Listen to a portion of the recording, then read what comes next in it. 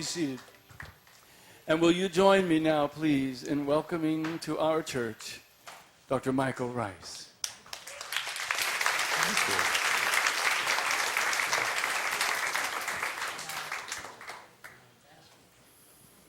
Has anyone that's here this morning ever had any conflict in any of your relationships? Anybody? Can we have a show of hands? Two-handers, hands and feet back there. Okay, right audience. Has anyone, in order to avoid those conflicts, ever taken the geographic cure? You know where you go to the other side of the country where people will be different?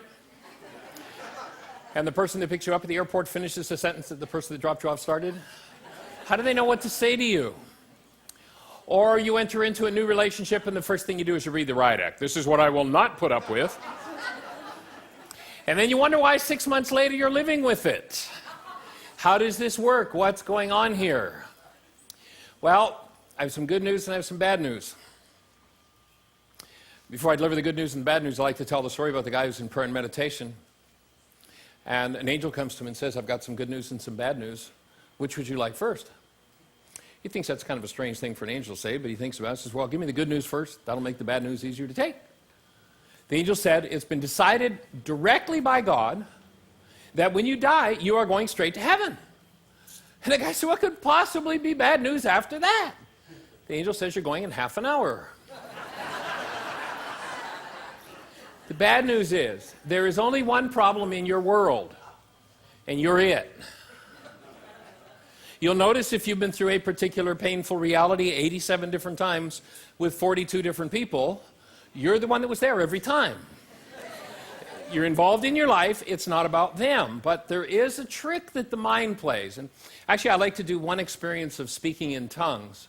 And the real speaking in tongues has nothing to do with what passes for speaking in tongues today, you know, where somebody babbles in an unknown language and somebody else translates. If you go back into the scriptures, speaking in tongues was a case where the disciples were so clear and so filled and so fluid with the energy of the message they were delivering that everyone heard in their own heads exactly and accurately what was being said, no matter what language they spoke.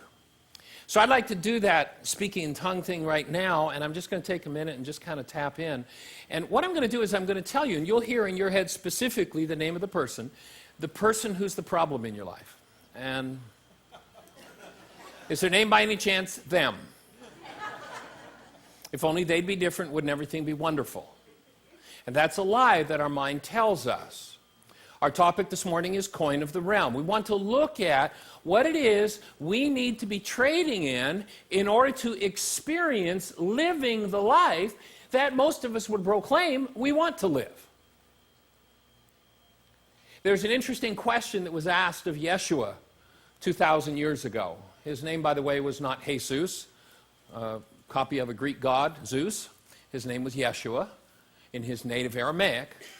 And the question that he was asked is an interesting one that a lot of people preoccupy themselves with. But what you'll notice when I read this passage from Luke is that he doesn't answer the question. He answers a totally different question, a much more relevant one. And in Luke 10:25, what it says is the scribe stood up to test him, saying, Teacher, what shall I do to inherit eternal life? Yeshua said to him, what is written in the law? How do you read it? The scribe answered and said, you must love the Lord your God with all your heart, with all your soul, with all your strength, with all your mind, and your neighbor as yourself. Yeshua then said, you spoke the truth. And then he tells him what question that answer matches. He says, do this and you shall live. Doesn't talk about eternal life. Now, was he in essence saying, sir, if you give up the active presence of love in you, you are already dead. You don't need to be concerned about eternal life. You've got to experience life first before that question is of any relevance. I would offer that just because a human being can walk and talk does not mean that they are alive. And the average person in our culture is dead by the age of 4. It takes another 70 or 80 years for their bodies to fall over. Because the average person in our culture has, by and large, bought into the world myth. And the world myth is based in hostility and fear. And the minute that we buy into the idea that when the stress is up and the chips are down, hostility or fear will get us what we want. In order to get what we want, we give up life. The actual experience of human life is the experience of the active presence of love. It is not a body that can walk and talk. The coin of the realm of God is that of the active presence of love. The world starts us out and weans us on a myth, a lie, that keeps us locked into its belief system. And you'll remember in the scriptures they warned about buying into that lie when they said, do not be molded by the world or you will end up moldy. Remember that one? Okay, it didn't exactly go like that. But in essence, that was the message. That if we bought into hostility and fear as a way of behaving when the stress is up and the chips are down, in order to do that, we are giving up life itself. Yeshua did not come to give us a theology based in hostility and fear. And yet so often we are fed that as though that was what he spoke about. How many here have ever been told in the name of Yeshua to fear God? How bizarre is that to even be able to conceive of that idea in the name of someone who said the first law was love God. That is, that we need to cultivate the ability to be the active presence of love no matter what is happening in our world. But the game that our mind plays with us is it shows us that the very things in us that take us out of the experience of love, we hide until somebody comes along and shows it to us. That's the person. Anybody here got somebody in your life that knows how to give you the look? You know, you roll along, everything's fine until this person shows up and they can cause all hell to break loose in you in a fraction of a second, right? Why is that? That is because that hell is in you to break loose. And in fact, when they show you that part of you that you normally are in denial of and pretend doesn't exist in you, they are actually giving you the gift of showing you what your work is. Because what you cannot cling to life in the presence of, what you cannot hold active present love for, is your work, it's not theirs. The mind turns it all backward and tricks us into thinking that I wouldn't be feeling this if you hadn't done thus and so. And the truth is, the only reason you will ever feel anything is because it is in you to feel that, because your physiology has the capacity to produce that feeling. And the work of Yeshua is the work of digging into what is in you that doesn't belong in you and come to the point where your physiology can no longer produce that. And that is not a job for wimps. That's why we've turned in so many cases in the world to a theology based in fear. Oh, there'll be languaging, words about love, but when it comes down to it, fear God becomes the rule. And it's a totally and completely false theology. It's time for us to wake up to who we are as beings created out of the stuff called love. Love isn't something we do to each other. Love is the stuff we're made of. You know, the kids had a song a few years back, looking for love in all the wrong places. Well, maybe it was more than a few years, was it? Looking for love in all the wrong places. When we do not know what our being is, we think the solution of life is to just find somebody to love us. And we'll use all the tools of the world to try to force that. Because, of course, when we're feeling our pain, our sadness, our grief, our fear, it must be somebody else's fault. I have a question for you. If they're the one with the problem, why are you the one with the pain? Something about that doesn't make sense. And we've developed a test in this work. It's kind of a complicated test to figure out, but if you practice it, you'll find it's very effective. A way to tell whether or not something that you're feeling is yours or not is, are you feeling it? If you're feeling it, you know absolutely, positively, totally, and completely that it belongs to you. And if your mind can pretend that you're feeling it because of something else, you bought into a lie, and you've got work to do. And the work of Yeshua is not for wimps. It is a challenge to face everything in you, and not only in you, but in your bloodline. I'm the director of a foundation that's translating the oldest known copy of the New Testament in Aramaic into English. And for me, what I discovered early in the work with that manual was that the Aramaic language, the language of Yeshua and at least 5 of the world's major religions, is not a theological language, it's a physics language. They knew how the world worked. When they talked about sin, they weren't talking about the Greek idea of something that we're going to make you identify yourself with and become a sinner. That's not the idea in Aramaic. The word sin is simply an archery term. When you fired at the target and you missed the bullseye, the scorekeeper yelled sin, off the mark. Like positive feedback as in take another shot. Not become identified as this creature of sin and get lost in it, but rather to recognize there are certain energies that do not belong in a human system. And those energies are of hostility and fear.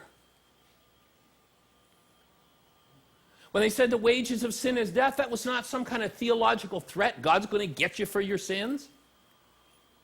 That was simply information. Folks, if you put enough disintegrative energy into your tissue structure is going to fall apart, and the end result is you get to die. And if you decide to do the work of Yeshua, you will overcome that propensity to die. Remember in Revelations, it gave a whole set of promises. To he that overcomes, he shall not taste of the second death. He will become a pillar in the temple of my God and shall go out no more. This is not theological mumbo-jumbo. This is physiology. This is how the world works. This is how your physiology works. If you overcome in you the propensity toward any form of hostility or fear, you will remove those disintegrative energies from your tissue structure, and your tissue structure will recover from death. You're not made for death. Humans are not made for that. But the world myth, and how soon, how early in our lives does the world impinge on us and put that thumbprint of hostility and fear on us? The world myth goes like this. There's a good guy and a bad guy, and the good guy kills the bad guy and is the hero. When were you introduced to that myth? You, like I, were probably about this high. They told us a story about a wood chopper and a wolf. And the good guy killed the bad guy and was the hero. Once a mind is imprinted with that belief, that basic myth, then it will tend forevermore to see everything through the filter of good guys, bad guys, and heroes. And it's time for us to overcome that insanity, because we as human beings are not designed for any form of hostility or fear. This physiological system, this energy system, is designed to incarnate love. It's not designed for anything else. But if we come from generations who've been locked into hostility or fear will seem a natural way to go. In fact, if you go back again to that physics language called Aramaic, you hear them talking about the sins of the father being passed, yea, into 3 and 4 generations. And again, that's not a theological threat that God's going to get us for what our parents did or for what Adam did, that God's going to punish us for that. It's just saying, if you have that information in your structure, that's the information your mind is going to build its realities out of. There's no condemnation in it. You know, if you've got a hard drive and there's corrupt data on the hard drive, and you clone that hard drive, you're not condemning anybody to say the new hard drive has the same sins as the old hard drive. And it points out the work that we need to do in order to literally disable this physiological capacity to produce any form of hostility or fear, no matter what we face. And in a world that's based in hostility or fear, that's a virtual impossibility. Because the structuring in hostility or fear, I give people an assignment to go home and sit in front of the TV set and get the remote control out and surf channels, no more than 3 minutes on a channel for 1 hour. And every time that you hear words of hostility or fear, put a check mark on a piece of paper. Every time you hear words based in the active presence of love, put a check mark on a piece of paper. Let's see what the world is brainwashing our children for, and how many people turn their children over to that tube that fills their minds with the mind energy that is of a disintegrative nature. It's time for us to throw off the chains of the world. Now, if you go back into the Aramaic language again, the tool for doing that was a tool called forgiveness. If you're experiencing something in your physiology, you experience it because your physiology can generate that. For if my physiology, let's say you give me the look, and up comes fear in me. Is there anything for me to forgive you for? Is there anything for me to forgive you for because my physiology is producing fear? Nothing whatsoever. Forgiveness has got nothing to do with letting somebody else off the hook for what your physiology produces. That is not forgiveness. That's a Greek idea of pardoning. It's a nice thing to do, but it is not forgiveness. As long as you're still talking about forgiving them or forgiving yourself, you're not talking about forgiveness, you're talking about pardoning. Forgiveness, on the other hand, if you give me the look and up comes my fear, I apply the technology of forgiveness to the fear that's being produced in my physiology, and in so doing, I remove that hostility or fear. I get free of what my generations have brought to me and what I have set up in my world and in my life. If I don't know how to use that technology, I'll be asking the question of our workshop this afternoon, why is this happening to me again? Because until you can go into your physiology and remove the realities that never belonged there in the first place, your physiology is going to keep generating the same realities over and over and over again. There's a problem with taking the geographic cure. When you take the geographic cure, you go along. Now, if you could take the geographic cure and not be there when you got there, things might be different. But you're going to take your whole reality structure and all of your generations with you. That storage device for the generations was called carbon-based memory.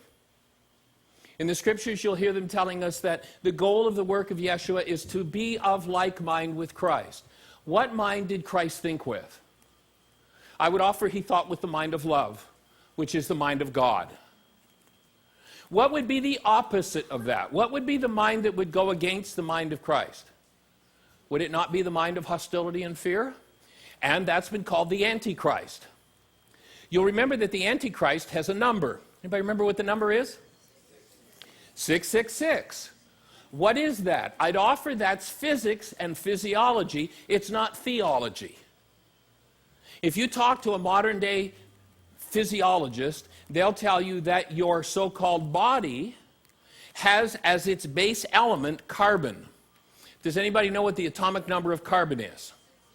6. 6 electrons, 6 protons, 6 neutrons.